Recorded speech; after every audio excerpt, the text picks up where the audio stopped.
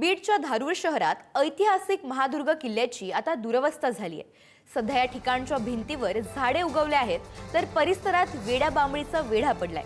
यामुळे भेट देणाऱ्या पर्यटकांमधून आता नाराजी व्यक्त होते। हा किल्ला 15व्या शतकात उभारला गेला होता। एका बाजूने भुईकोट, एका बाजूने गडकोट, तर दुसऱ्या बाजूने जलकोट अशी रचना या किल्ल्याची आहे। तब्बल 37 एकर क्षेत्र या किल्ल्याने व्यापलेलं असून या ठिकाणचं बरचसं बांधकाम आजही सुस्थितीत आहे। याचं चांगल्या पद्धतीने जतन आणि संवर्धन करणं आता गरजेचं झालंय।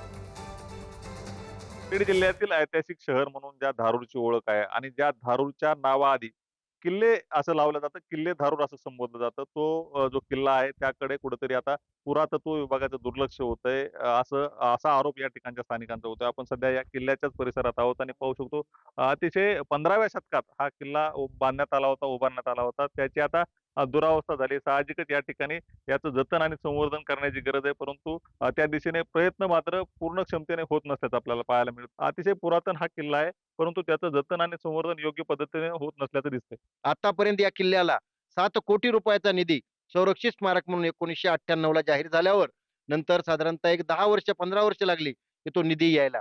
मात्र 7 कोटी रुपयाचा निधी योग्य प्रतीने खर्च न करण्यानं आज आपण फिरलात त्या भागात तो निधी खर्च केला, परंतु ते काम दर्जेदार न झाल्यानं आजही त्या कामाची त्या भिंती ढासळल्यात। 11 कोटी रुपयाचा निधी आलाय आणि 8 कोटी रुपयाचं टेंडर निघालंय, परंतु पुरातत्व विभागानं ज्या प्रमाणात नियमितपणे लक्ष द्यायला पाहिजे, यावरची भिंतीवरची झाडं तोडणं असेल, किल्ल्यामधील साफसफाई असेल, परंतु येथे फक्त रोजंदारी तत्वावरचा पहारेकरी ठेवत असल्यामुळं या किल्ल्याकडे आजही दुर्लक्ष आहे। त्यामुळे या किल्ल्यात कायमस्वरूपी पहारेकरी असणं आणि पुरातत्व विभागाचं लक्ष असणं गरजेचं आहे आणि होणारी कामं ही जर दर्जेदार झाली तर या किल्ल्यामध्ये पर्यटकांची संख्या वाढणार आहे। गेल्या 2-3 वर्षामध्ये सहलीचं प्रमाण वाढलेलं आहे, तसं आणखी जर सहली, आणखी पर्यटकांची, इतिहासप्रेमींची संख्या वाढायची असेल तर या किल्ल्याकडे दर्जेदार कामाकडे लक्ष देणं गरजेचं आहे।